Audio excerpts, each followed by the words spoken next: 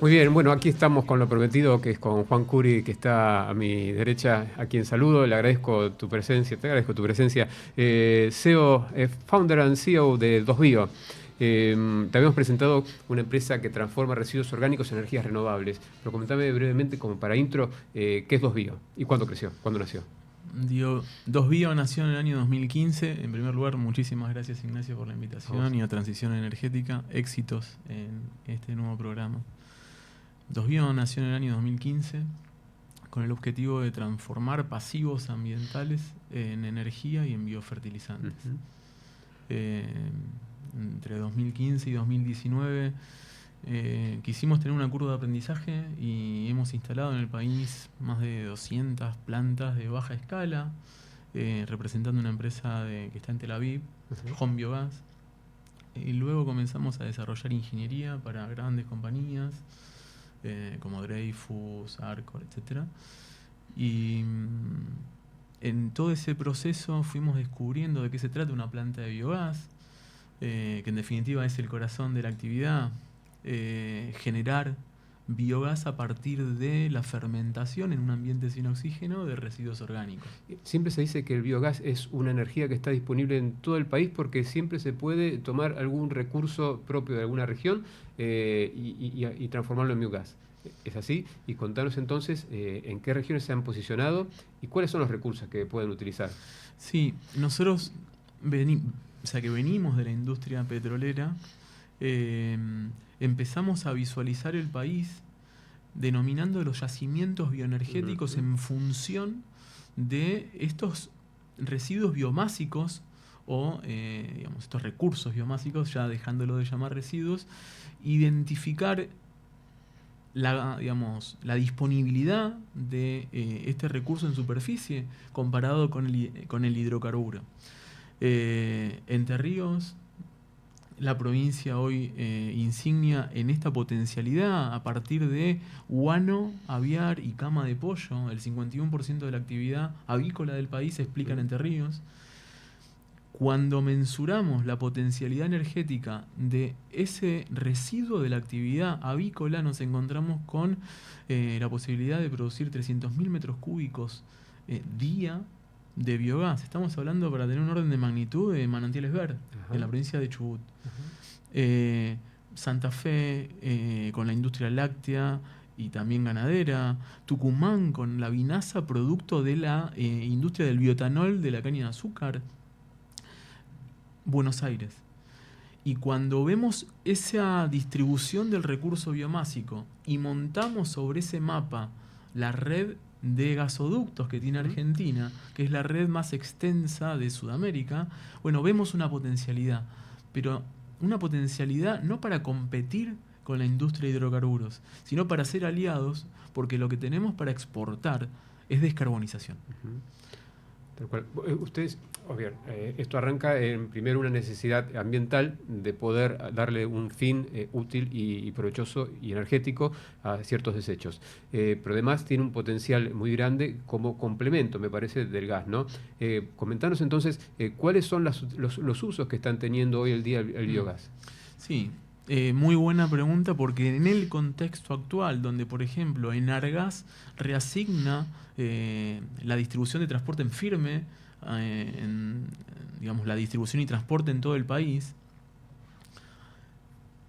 particularmente en esta región, en Entre Ríos, Gasnea, que es la Ujú. distribución de gas que proviene de Vaca Muerta, a partir, digamos, este año va a distribuir menos gas por la nueva asignación de transporte en firme. Entonces, el biometano que se va a inyectar en el gasoducto de Gasnea va a jugar un papel preponderante, fundamentalmente para las industrias. La industria avícola hoy en Entre Ríos se abastece mayoritariamente con GLP. Ujú. El biometano, que es el biogás purificado y comprimido, es biogénese. También se puede licuefaccionar y transformarse en bio-GNL. En definitiva, es GNL o GNC comparado con el fósil, tiene un origen que transformó un residuo en energía. Cuando comparamos el bio-GNC versus el GLP, nos encontramos con que no necesita un subsidio ni una política para estabilizar precios o fijar precios. Es más barato. Bien. Y en Bio-GNL, compite con el diésel. Y el Bio-GNL versus el diésel tiene un diferencial de precio de 40% más económico. Y ni que hablar de la menor contaminación que tiene el uso de ese tipo de líquidos, ¿no? Imagínate poder abastecer de Bio-GNC o Bio-GNL a los transportes de arenas que van a Vaca Muerta. ¿Te puedo preguntar sobre eso? Sí, por supuesto. ¿Están trabajando en algún proyecto sobre ese punto? Porque recordamos, Vaca Muerta utiliza miles de toneladas a diario de arenas para el fracking, el famoso fracking, que vienen de Entre Ríos. Tienen a veces se hacía por barcaza hasta la costa de Bahía Blanca, pero generalmente se está haciendo por camión. Y eso tiene un costo muy importante en transporte, en logística y en combustibles. Y las empresas venían buscando soluciones para bajar el costo de distintas maneras, ¿no? Contanos entonces, ¿qué está pensando Vaca Muerta con respecto al transporte y ese combustible? Sí, bueno, de hecho ya han comenzado las fracturas a gas. Y la transición a gas como es el combustible de transición, justamente. Y como decía anteriormente, en Entre Ríos va a faltar gas por la nueva asignación de transporte en firme.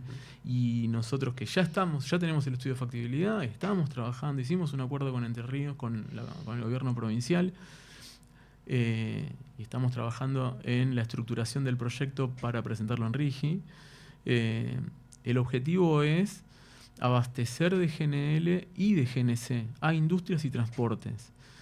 Fundamentalmente los transportes que necesitan, por un lado, el producto físico y por otro lado, la descarbonización. Y aquí juega un papel fundamental justamente la industria hidrocarburífera, que necesita, por un lado, descarbonizar para tener un producto más competitivo, no solo en costos, sino en impacto. Pero por otro lado necesita el abastecimiento físico en una región donde va a faltar. Y en eso estamos trabajando. A veces no se menciona lo suficiente, pero pensando al futuro, cualquier empresa, ya ni siquiera del sector energético, va a necesitar transformar su matriz energética y los combustibles que utiliza. Porque el mundo, bueno, hasta el mundo que conocíamos hasta hace 2 semanas, iba hacia una barrera casi paralancelaria para aquellos productos que no respetaban una huella de carbono sustentable, ¿no? Y parte de eso se logra precisamente con combustibles verdes, sostenibles y que respeten el medio ambiente. ¿Qué aporte le genera esto a una empresa en ese sentido?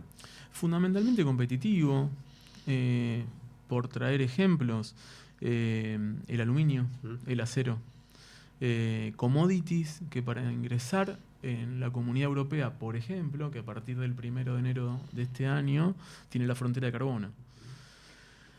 Pero por otro lado, y acá voy a unir con nuestro proyecto radicado en Alemania. Era la frutilla del postre esta, la que vas a contar ahora, sí. Te lo voy a spoilear, sí. Pero para entender, una planta de biogás genera diferentes productos, es un sistema digestivo, y en términos de caudal genera más biofertilizante que energía. El biofertilizante que se produce, y nosotros logramos una innovación y la logramos patentar globalmente y tuvo aceptación en Alemania y estamos radicados allí, en Hannover. El fertilizante agrupa urea, o sea, el reemplazo de la urea, nitrógeno, fósforo y potasio. Y ahí es donde vemos también una potencialidad para dinamizar y expandir la industria del biogás en Argentina. Nosotros tenemos, como decía antes, la principal red de gasoductos y tenemos a Vaca Muerta.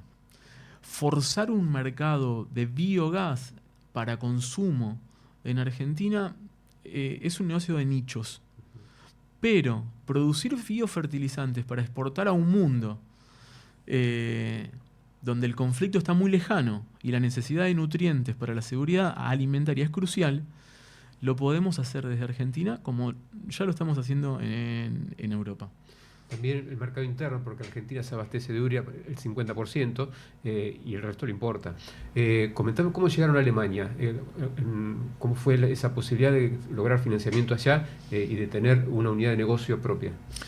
Comenzamos con un proyecto de investigación y desarrollo en el año 2017 en Argentina.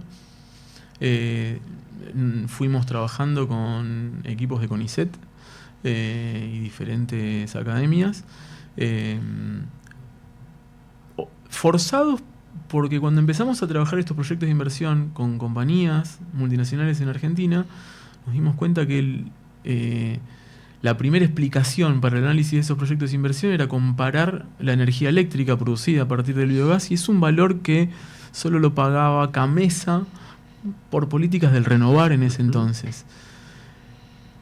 Eso nos llevó a darnos cuenta que había otro material, que era el fertilizante, y que si lo industrializábamos, no solo íbamos a generar recuperos más rápidos en esta industria, sino que generábamos un producto que realmente en términos de caudal y oportunidad competitiva generaba más atractivo que la propia energía.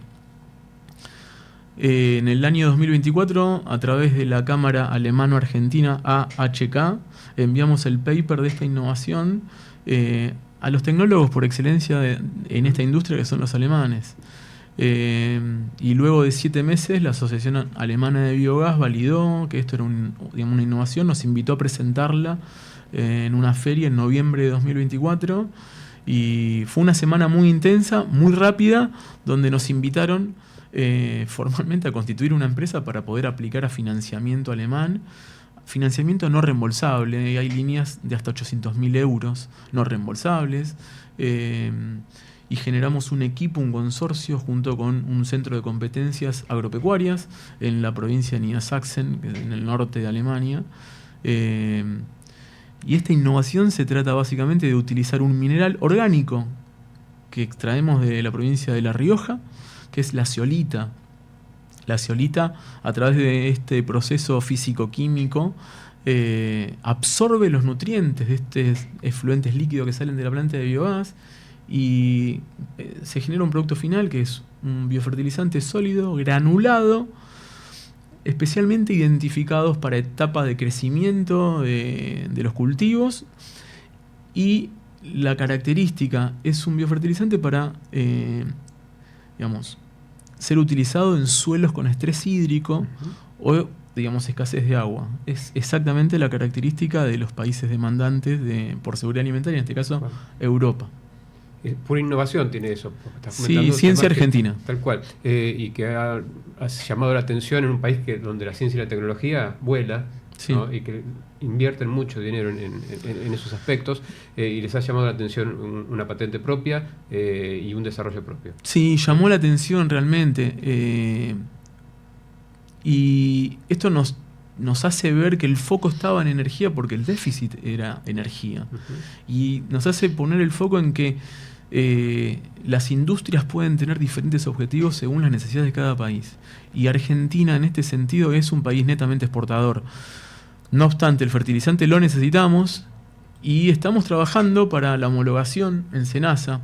Creo que el contexto político ayuda a esto de las desregulaciones y entender que se puede generar un libre mercado también en esto, respetando ciertos parámetros. Estamos trabajando justamente para que este año SENASA nos lo pueda homologar. Juan, te agradecemos mucho tu tiempo.